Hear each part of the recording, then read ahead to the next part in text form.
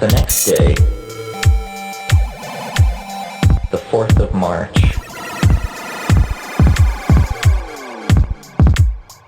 dawned hot and clear.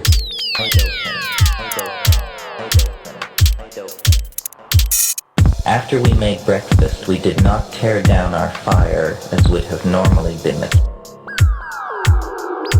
Instead, we began to brew the carefully shredded Banisteriopsis coffee wood.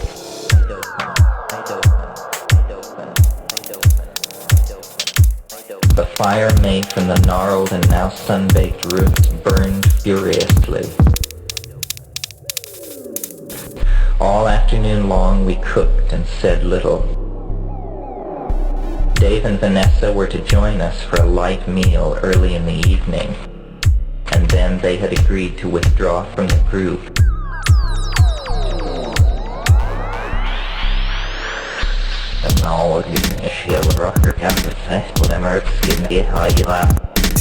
But after we made breakfast, we did not tear down our fire as would have normally been the case.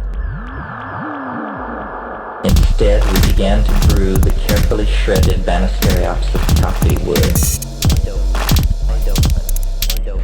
I am sure that Dennis' mind, far more than my own, was preoccupied with the details of the test.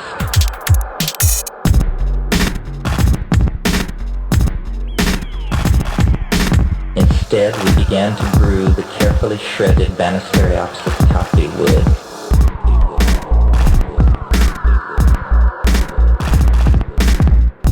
During the days preceding, he had been often irritable, and this I took to be a part of the spectrum of effects accompanying whatever odd sort of mental unfoldment he was going through. While he was thus occupied with interior issues and vistas, I was the hawk-eyed guardian of the shamanic fires and procedures. There recently had been much discussion of fire and the role it must have played in forming the mental world of human beings. Instead, we began to brew the carefully shredded Banisteriopsis coffee wood.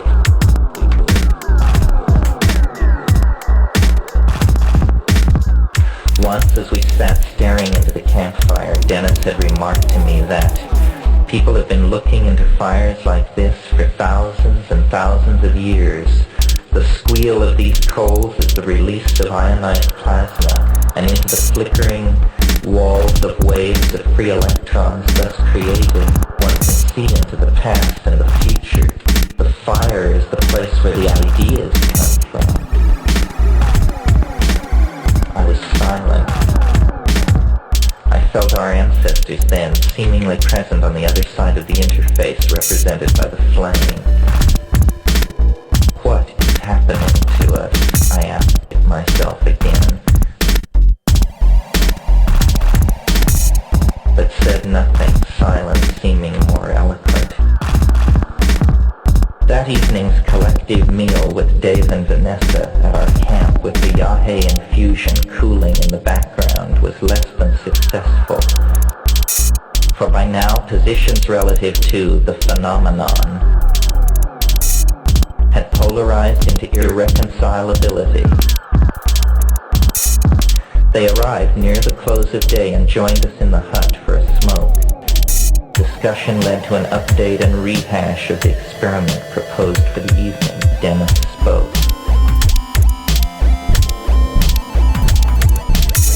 Dig up the shit around it and physically move the whole thing to the hut. With your voice, your mind, and a mushroom, these things can be done. That is all one needs. Instead, we began to brew the carefully shredded Banisteriopsis coffee wood.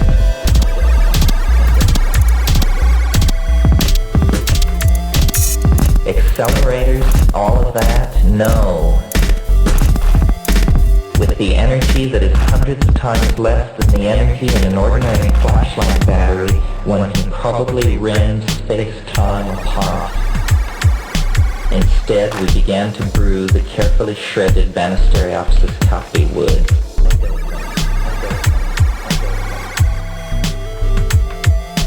Instead, Instead, we began to brew the carefully shredded Banisteriopsis coffee wood.